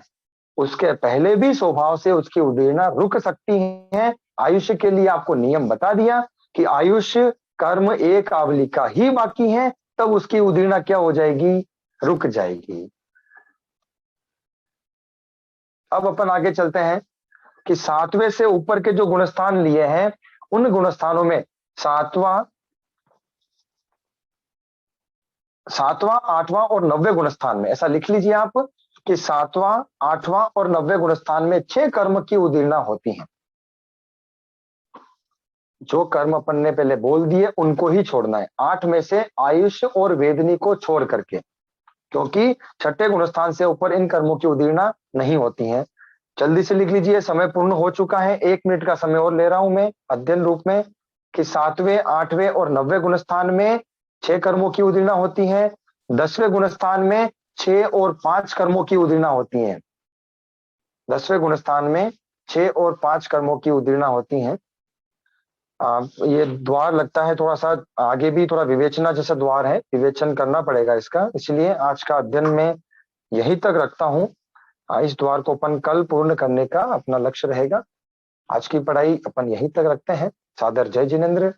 शास्त्र के विपरीत, गुरु भगवंतों की वाणी के विपरीत अगर मेरे से कोई प्ररूपना हुई हो तो उसके लिए मैं बारंबार क्षमा याचना करता हूँ। आप लोगों को समझ में आया हो, अपनी बुद्धि की तीव्रता समझना, जो समझ में नहीं आया हो मेरी बुद्धि की कमी समझ लेना, उसके लिए मेरी बारंबार क्षमा याचना। हाँ जी, अब प्रश्न का अपन सेशन आगे शुरू करते हैं, जैसा आप लोगों का आदेश होगा वैसा अपन प्रयास करते हैं। जय जिनेन्द्र सर। जय। हाँ सर। हाँ, मैं ये पूछना चाह रही थी, आपने बताया कि 6th गुण स्थान में आरंभ की क्रिया लगती है, तो 6th में कैसे लग सकती है? वो तो साधु बन गया। हाँ जी, मैंने आपको ध्यान में होगा, साधु बताए 2 प्रकार के। छठे जी। गुण स्थान में 2 प्रकार के साधु होते हैं, एक तो होते हैं शुभ योगी साधु और एक होते हैं अशुभ योगी साधु। ठीक है सर। जो अशुभ योगी साधु होते हैं ना, उनके लिए सिर्फ रक्षा की जाती है कि वो आत्मारंभी होते हैं या परारंभी होते हैं या तदुभयारंभी होते हैं। तो वहां पर ऐसा बताया कि वो आत्मारंभी भी होते हैं, परारंभी भी होते हैं, तदुभयारंभी भी होते हैं, किंतु अनारंभी नहीं होते हैं। यानी अशुभ योगी जो साधु है छठे गुणस्थान में, उनको आरंभ की क्रिया लगती है, और जो शुभ योगी साधु हैं उनको आरंभ की क्रिया नहीं लगती है। छठे तो क्या ये गुणस्थान के, मन वचन, हाँ जी, ये मन वचन काया तीनों से लगती है? हाँ जी, बिल्कुल बिल्कुल लगती है, सब मन वचन काया तीनों से लग सकती है, बिल्कुल लग सकती है सब। ठीक, धन्यवाद। जी जी। जय जिनेन्द्र श्रावक साहब। हाँ जी। इसमें मुझे एक और इसी क्वेश्चन का डाउट था। एक तो ये कि जो अशुभ योगी साधु आपने बताया और शुभ योगी साधु बताया, इन दोनों में क्या अंतर है? अशुभ योगी किसे कहेंगे और शुभ योगी किसे कहेंगे? एक तो ये क्वेश्चन है। एक दूसरा क्वेश्चन और है, जो आरंभी और प्राणिपाती की जो आपने बताया था, उन दोनों में क्या अंतर है? प्राणिपाती की जो प्राणों से रहित हो जा करे, और एक आरंभ जो बताया आपने आयुष्य प्राण मतलब आयुष्य से रहित करे, उन दोनों का एक थोड़ा सा अंतर वापिस। ठीक है, मैं पहले इसी को क्लियर कर देता हूँ। अंतिम जो प्रश्न है, प्राणातिपाती की क्रिया मतलब प्राणों का अतिपात कर देना, वहां पर 10 भेद हो जाते हैं। श्रोतेंद्रीय बल प्राण से रहित कर दिया, रसनेन्द्रिय से कर दिया, वचन से रहित कर दिया, ये प्राणातिपातिकी में जाता है, प्राणों का अतिपात के श्रेणी में जाएगा। लेकिन आरंभीय जो क्रिया है उसमें सभी प्राणों को खत्म कर दिया है, जीवन को ही नष्ट कर दिया है, वो आरंभीय की श्रेणी में जाता है। प्राणातिपातिकी में आरंभ हो जरूरी नहीं है, लेकिन आरंभ के अंदर प्राणातिपातिकी की नियम है, ये ध्यान में रखना है। तो फिर जो हम प्राणातिपात या कुछ भी बोलते, पहला 18 पापों में प्राणातिपात, तो उसमें क्या लेंगे हम? प्राणों का अतिपात क्या, जो प्राण आदि जो है, जो प्राण मतलब जो जीव नहीं लेंगे वहां पर प्राणों का हिंसा, तो प्राणातिपात जो अपन ने लिया है, किसमें किसकी बात कर रहे हैं आप? जैसे 18 पाप में या पहले व्रत में जो हम प्राणातिपात बोलते हैं, हाँ, उसमें प्राणों से रहित करना या हिंसा करना वही मानते हैं, ऐसा मतलब समझ में आया हुआ है पहले से। हाँ। यहाँ पे हम जो प्राणातिपात आरंभिया ले रहे हैं, तो प्राणातिपातिक में मतलब प्राणों से रहित करना, यानी कि श्रोतेंद्रिय या 5 मीन्स 5 इंद्रियों के 3 मन वचन काया के।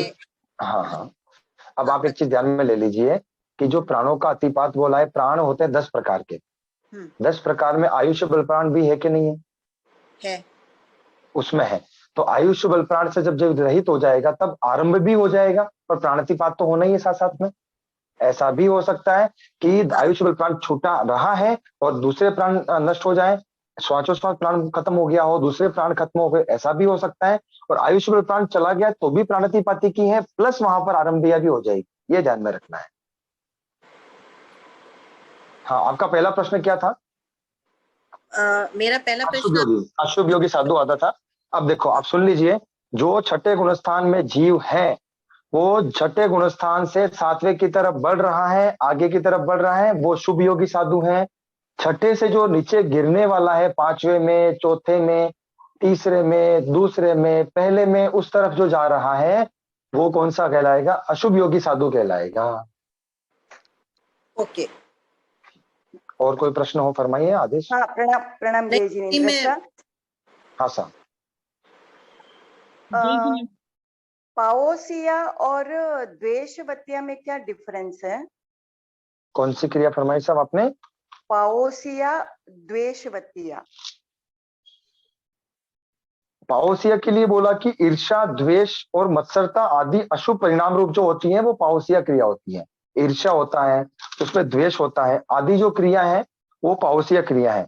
और द्वेषवतिया में भी लगभग ये दोनों जो है सिमिलर क्रिया है, कुछ सामान्य सा उनमें फर्क रहता है। द्वेष से लगने वाली जो क्रिया है वो सिर्फ क्रोध और मान से ले ली है। इसका संबंध जो लेंगे अपन, दोषवतिया जो है या द्वेष प्रत्यय जिसको बोलते हैं, इसमें क्रोध और मान का ही संबंध लेते हैं। और जो प्राद्वेषिकी में इनमें ईर्ष्या आदि का समावेश कर दिया जाता है। और इसमें जीव और अजीव दोनों के साथ संबंध लिया जाता है। जो पाओसिया क्रिया है यानी प्राद्वेषिकी क्रिया है, इसमें जीव और अजीव दोनों की बात है। यानी वस्त्र, मकान, कपड़े आदि पर, वस्तु पर भी द्वेष करना, वहां ये बात है। और जिसमें क्रोध और मान की ही बात आती है वो है दोषवतियां, वो है जो अपनी अगली क्रिया जो नाम बोला था अपन ने, द्वेषवतियां, वो है उसकी बात। Okay okay. और एक और जो आपने बोला था परिग्रह है, वहाँ आरंभ की नियमा है, और जहाँ आरंभ है वहाँ परिग्रह की भजना है, राइट? हाँ बिल्कुल। ओके ओके सर, धन्यवाद बहुत बहुत। जी जी जी। हाँ सर। जय जिनेंद्र। जय जिनेंद्र। हाँ सर, मेरे को वही क्वेश्चन था कि वो जो आरंभ में किसकी नियमा है, वही अभी उन्होंने बोला था, वही लिख लीजिए। परिग्रह में आरंभ की नियमा होती है और आरंभ में परिग्रह की भजना होती है। आरंभ में परिग्रह की भजना। हाँ सर, क्योंकि 1 से 5वें गुणस्थान तक परिग्रह की क्रिया लगती है, लेकिन 1 से 6 गुणस्थान तक आरंभ की क्रिया लगती है। अच्छा सर, थैंक यू सर। जी सर। आरंभ में परिग्रह की भजना होती है, परिग्रह में आरंभ की नियमा होती है। हाँ सर, और कोई प्रश्न? जय जिनेंद्र सर। हाँ सर बिल्कुल। हाँ, आपने कि छठे गुणस्थान के आगे वेदनीय की क्रिया नहीं लगती है, उदीर्णा नहीं होती है। वेदनी कर्म की उदीर्णा नहीं होती, राइट, बिल्कुल। वेदनी कर्म तो सत्ता में है, फिर क्यों नहीं होती उदीर्णा? हाँ, इसका आपको स्वभाव रूप में समझना है कि जीव का या उस कर्म का ऐसा ही स्वभाव है कि उसकी उदीर्णा प्रमत्त गुणस्थान तक ही होती है। ऐसा कहीं सुनने में भी आता है विद्वत जनों के द्वारा कि वेदनीय कर्म की उदीर्णा में मूल रूप से प्रमाद मुख्य कारण है। जहां तक प्रमाद होता है वहां तक ही उस कर्म की उदीर्णा होती है, अन्य आगे उसकी उदीर्णा नहीं होती है। और मूल रूप से अगर अपन डालें तो जीव स्वभाव ही ऐसा है या उस कर्म का स्वभाव ही ऐसा है कि छठे गुणस्थान तक ही उसकी उदीर्णा होती है, अन्यथा उसकी उदीर्णा नहीं होती है। हाँ, और मुझे ये बात समझ के लेनी थी। आपने कहा कि कर्म दली का अगर सत्ता में रहे तो उसी की उदीर्णा होती है, और सपोज किसी को तपस्या करके उदीर्णा कर रहे, लेकिन उनको असाता वेदनीय का कोई उदय में नहीं है कर्म दली, और तपस्या करने के बाद सत्ता आई, तो फिर क्या समझना, उदीर्णा हो रही है या निर्जरा हो रही है? जिस समय जिस कर्म का उदय हो रहा है उस समय उसी प्रकार के भाव रहे और उस कर्म की प्रकृति की स्थिति एक आवलिका से अधिक की हो तो उस कर्म की उदीर्णा होगी, अन्यथा नहीं होगी। मैंने आपको जो 4 कारण लिए हैं, इन चारों कारणों को जीव के ऊपर आपको घटित करना है। जैसे तपस्या आदि कर रहे हैं तो तपस्या में मन से साता हो सकती है, शरीर से असाता हो सकती है, ये ध्यान में रखना है। तो शरीर से जो असाता हुई है तो असाता के दलिकों को खींचेंगे। कौन से दलिकों को खींचेंगे? जिनकी एक आवलिका से अधिक की स्थिति होगी उनको खींच करके उदीर्णा हो जाए, लेकिन कोई समस्या वाली बात नहीं है। लेकिन देखो, हाँ, असाता सत्ता में नहीं, ऐसा बोल रहे हैं आप? हाँ, मतलब अभी मुझे अनुभव नहीं हो रही है कि असाता है, और मैंने तपस्या करने के असाता के दलिक आ गए, तो फिर आपने डेफिनेशन ऐसी देखो, असाता का उदय नहीं है तो असाता की उदीर्णा नहीं होगी, ये ध्यान में रखना है। जिस कर्म का उदय चल रहा है उसी की उदीर्णा होगी। अगर आपके साता का उदय है तो साता की उदीर्णा होगी, असाता का उदय है तो असाता की उदीर्णा होगी। पहले कर्म का उदय होगा, उसके पश्चात कर्म की उदीर्णा होती है। और मूल रूप से आप अच्छे से लिख लो, मैंने बोला नहीं था, जिस किसी भी कर्म का अबाधा काल बीतेगा उसके पश्चात ही कर्म की उदीर्णा होती है। यह बात नहीं बोली थी लेकिन वह उसमें शामिल है, क्योंकि आपको यह निवेदन किया गया था कि जिस कर्म का उदय है उसी की उदीर्णा है। अब इसका मतलब क्या हुआ कि जिस कर्म का उदय है, इसका मतलब उसका अबाधा काल बीत चुका है, तभी तो उदय हुआ है। यानी अबाधा काल बीतने के पश्चात जब उस कर्म का उदय हो तब उसकी उदीर्णा हो सकती है, अगर वो चारों कारण मिले तो। यस, योग ये इरियापतिक बंध और सांप्रदायिक बंध बोले ना आप, तो 10वें गुणस्थान के बाद में कर्म के बंधन नहीं होते क्या? फिर योग और कषाय दोनों भी नहीं है तो? नहीं नहीं नहीं नहीं, योग और कषाय दोनों नहीं है ऐसा नहीं कहना है। योग 13वें गुणस्थान तक है। 11वें 12वें और 13वें गुणस्थान में योग के निमित्त से कर्म बंध होता है। 11वें 12वें 13वें गुणस्थान में योग के निमित्त से कर्म बंध होता है, और वह सातावेदनी कर्म प्रकृति का बंध होता है 11, 12 और 13 में। उसके पहले 1 से 10 तक कषाय और योग दोनों के निमित्त से कर्म बंध होता है। जय जिनेन्द्र साहब। यस जय जिनेन्द्र। हाँ, मेरा प्रश्न कल का था, मैंने कल क्लास छोड़ दी थी किसी कारण से पीछे। ओके, हाँ, राइट। निगोद में जो अव्यवहार राशि के निगोद है, अव्यवहार राशि के निगोद में भी जन्म मरण उनकी भी गति आगति होती है क्या, या व्यवहार राशि के आने के बाद ही उनकी गणना शुरू होती है? नहीं नहीं नहीं, ऐसा नहीं है। देखो, निकाल सकते हैं गति आगति, क्योंकि आपको अच्छे से पता है गति आगति पढ़ी है आपने। हाँ, पढ़ी है। हाँ, तो उसमें अपन नहीं बोलते हैं कि एकेंद्री में अव्यवहार राशि की गति कितनी है, लेकिन अपन निकाल सकते हैं। अब लेकिन अपने को ये नहीं पता है ना सर कि वो जीव कुछ समय बाद व्यवहार राशि में आ जाएगा या नहीं आएगा। प्रश्न ऐसा बनाएंगे कि जो जीव अव्यवहार राशि में है और वापस काल करके अव्यवहार राशि में ही जा रहा है, उसकी गति बोली है साहब, उसकी आगति बोली है। तो उसकी आगति कितनी है आप ही बता दीजिए। 4 वेदों की आगति है और 4 वेदों की ही गति है, बात खत्म। नहीं, अव्यवहार राशि से निकलने पर व्यवहार में आने के बाद अव्यवहार में वापस थोड़ी जा सकता है क्या जीव? बिल्कुल बिल्कुल नहीं जाएगा, नहीं जाएगा। तो उसकी तो गणना आप बताइए। अव्यवहार राशि, आप गति आगति पूछ रहे हैं ना कि अव्यवहार राशि में जो जीव है उसकी आगति कहाँ की है, तो अव्यवहार राशि की है ना। हाँ, तो उसके अव्यवहार राशि के जो भेद हैं 4 निगोद के भेद हैं, वो 4 निगोद के आ गए। और उसकी गति कितनी हो सकती है भाई? गति अगर मान लीजिए वो व्यवहार राशि में जा रहा है तो प्रत्येक वनस्पति काल को भी शामिल कर लो, और नहीं जा रहा है अव्यवहार में ही जा रहा है तो इसको अपन बोलेंगे 4 की आगति और 4 की गति, क्योंकि वहां पर बोलना पड़ेगा। अपने को ये नहीं पता है कि उस वो व्यवहार राशि में जा रहा है कि नहीं, ये ध्यान में रखना।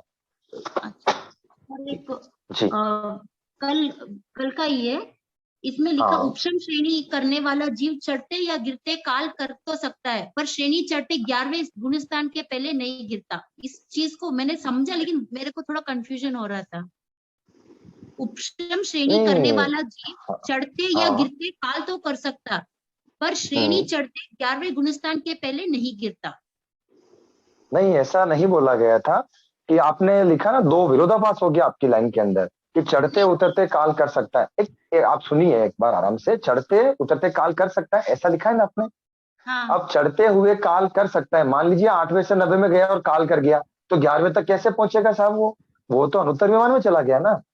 हाँ। यानी चढ़ते हुए काल किया तो 11वें तक गया ही नहीं वो। ये तो आपकी लाइन से ही स्पष्ट हो चुका है। जी, अगला क्वेश्चन।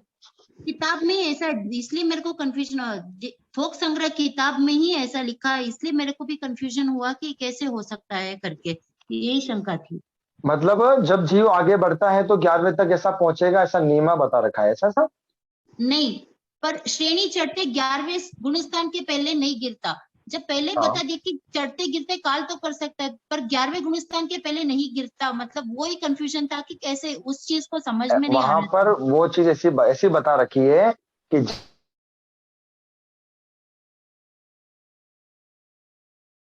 नहीं कर रहा है ना, तो वो नीचे नहीं गिरेगा, वो 11वें तक पहुंचेगा। ध्यान में आई बात? अच्छा। काल नहीं कर रहा है तो वो 11वें तक पहुंचेगा, लेकिन अगर काल कर गया है तो वो उसकी जो गति है वहां पर जाएगा। काल नहीं करेगा तो नियमा वो 11वें तक पहुंचेगा, ये ध्यान में रखना है इसका अर्थ।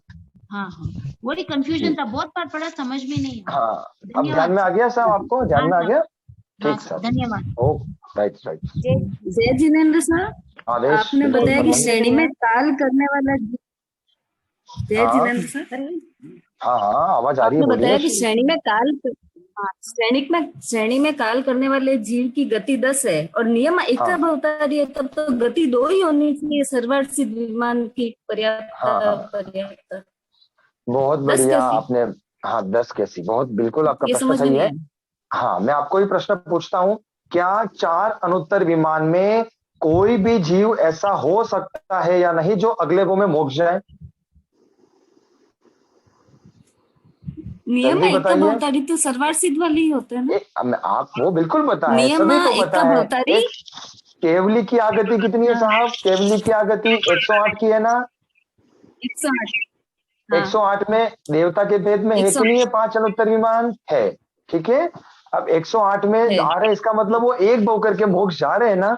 नियमा एक अवतारी सर्वार्थ सिद्ध विमान का देवता है, आपकी बात बिल्कुल सत्य है। लेकिन दूसरे जो 107 बाकी के जो भेद बचे हैं ना, वो भी तो अगले वो में एक बहु करके मोक्ष जा सकते हैं। कोई ना कोई जीव एक अवतारी वहां पर भी हो सकता है, ये ध्यान में रखना है आपको। ठीक है जी धन्यवाद। हाँ साहब। जय जिनेन्द्र, आवाज आ रही?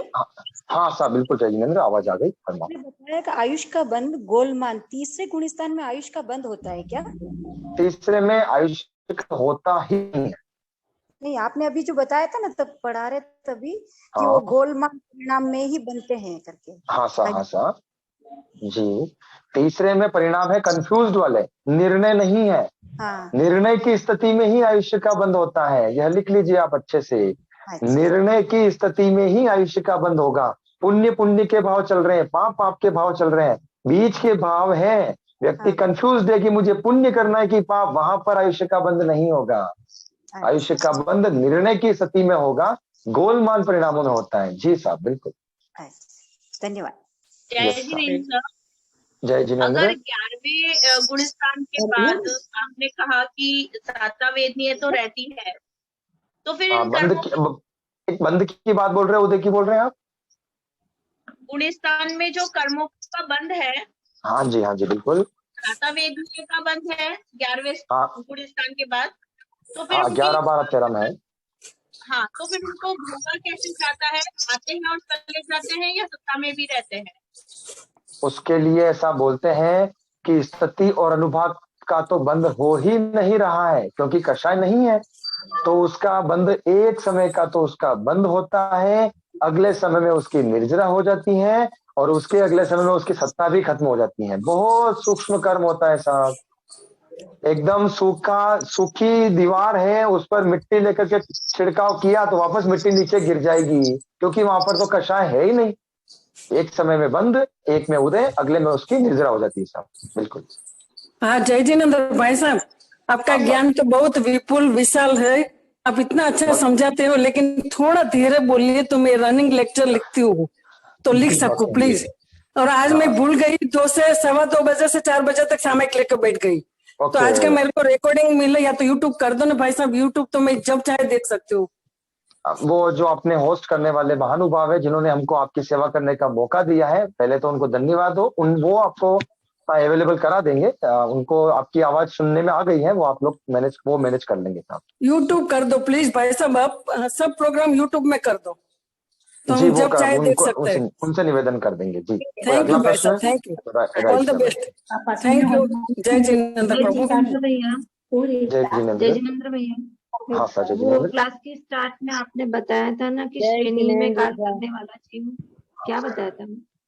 क्या सॉरी, मेरे को आवाज पूरी क्लियर नहीं हो पाई। श्रेणी में कार्य करने वाला जीव कौन सी गति ऐसे कुछ बताया था?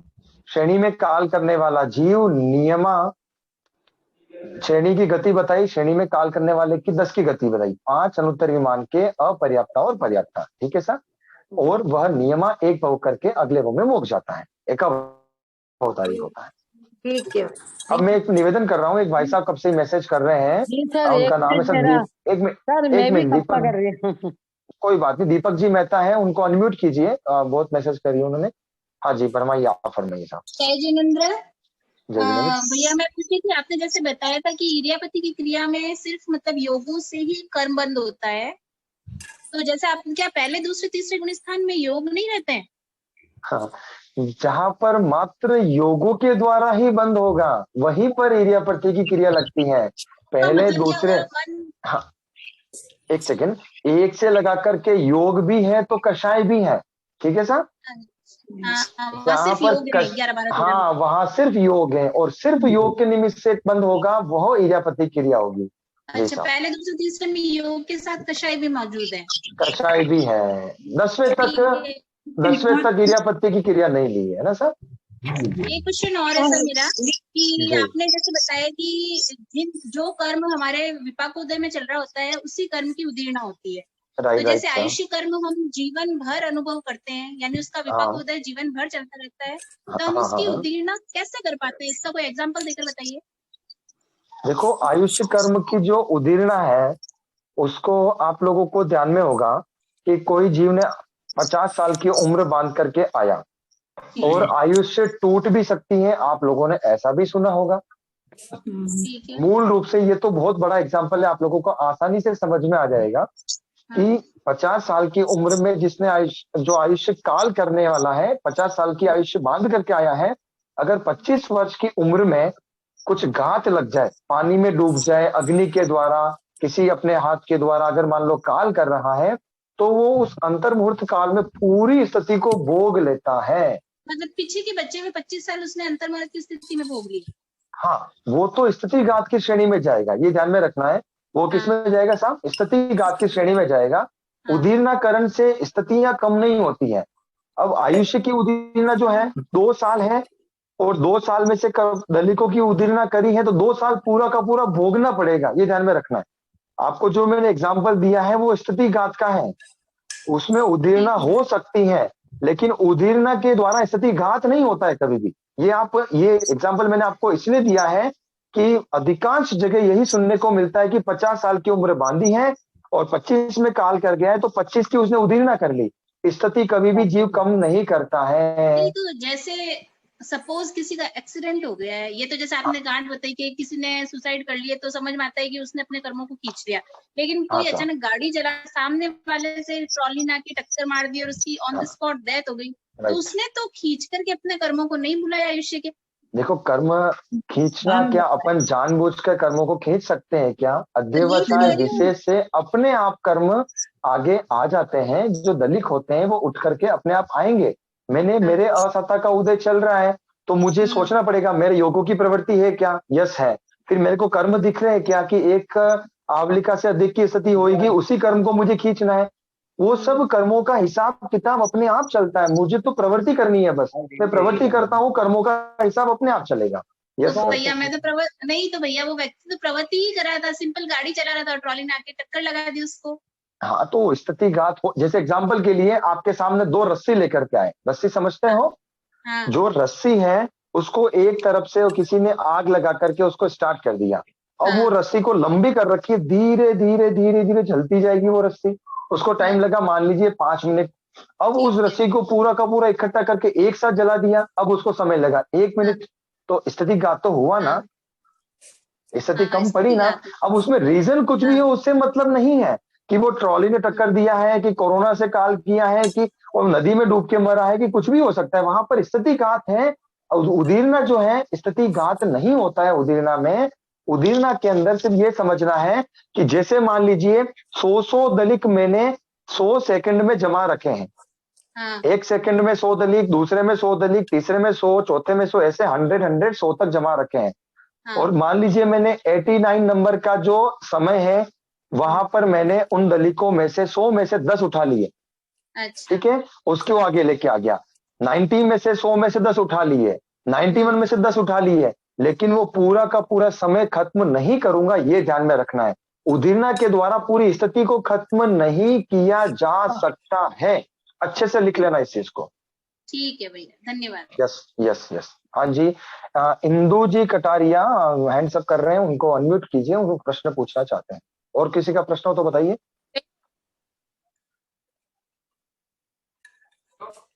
हाँ जी, प्रश्न।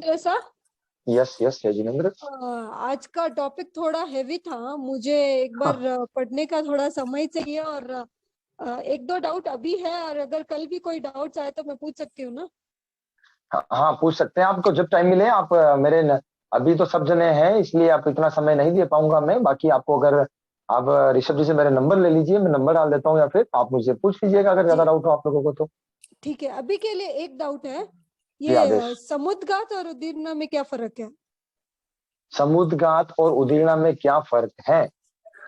समुद्घात में बिल्कुल, समुद्घात के लिए ऐसा बोलते हैं, समुद्घात में उदीर्णा हो सकती है। समुद्घात जो किया जाता है उसमें उदीर्णा हो सकती है, उदीर्णा में समुद्घात हो जरूरी नहीं है। मैं वही कह रहा हूँ, उदीर्णा में समुद्घात हो जरूरी नहीं है, लेकिन समुद्घात में उदीर्णा होती है, ये ध्यान में रखना है।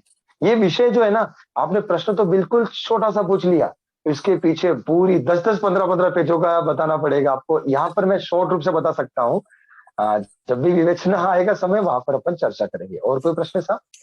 नहीं बस मधुबाला। हाँ हाँ सर, मेरा है sir question. Thank you sir, ये मेरा क्वेश्चन है। हेलो, मेरा क्वेश्चन है सर। हाँ सर, यस यस, बिल्कुल बिल्कुल, आवाज आ रही, फरमाइए।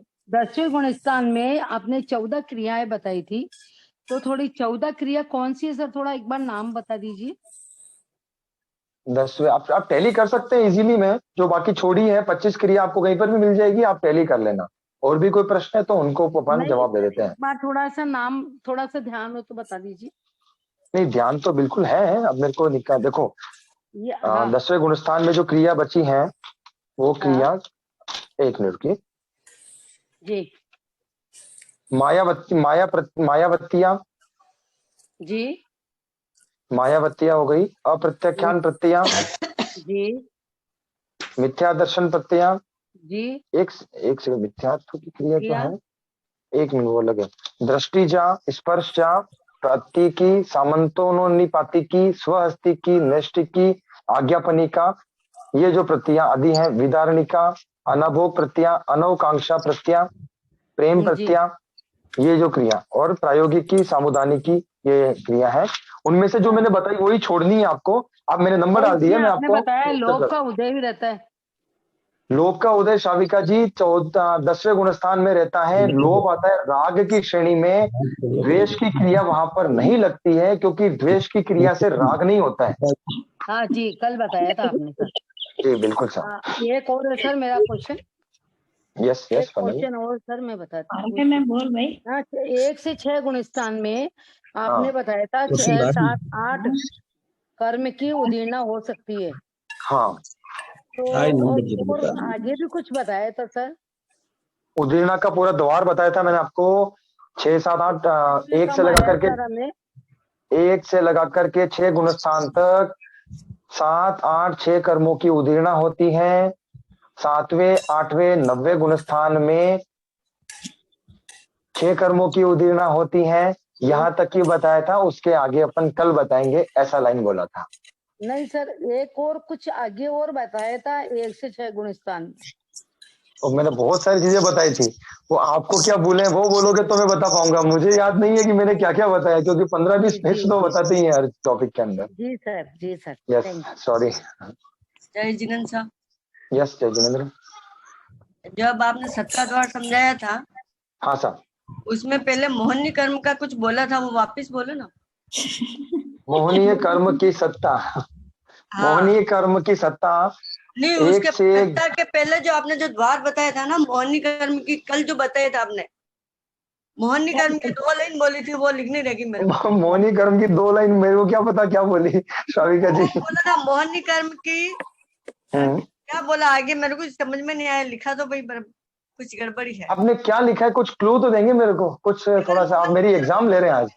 मोहन ने कल लिखा, वो उसका कल बताया था आपने, बोले मैंने कल भी बताया था, फिर उसको आगे आपने 27 बार चालू किया। चलो आप एक काम कीजिएगा, शाम को 15 मिनट आप ध्यान करना, आंखें बंद करके, आपको याद आए तो कल पूछना, ठीक है साहब? मुझे तो ध्यान में नहीं आ रहा है। हाँ, और कोई क्वेश्चन? यस जय जिनेंद्र। सर पूछना था, 5वें गुणस्थान में श्रावक आता है तो श्रावक होता है, नोट आता है? होता है, श्रावक यस यस। होता है। तो अगर कोई श्रावक की मजबूरी है, भाव तो है दीक्षा लेने के और दीक्षा नहीं ले पा रहा है, तो कभी जिंदगी में गुणस्थान की श्रेणी चढ़ ही नहीं पाता है। देखो जब वो गुणस्थान आगे चढ़ेगा तो साधु वैसे ही बन जाएगा। छठे सातवें में साधु होता है ना वो तो।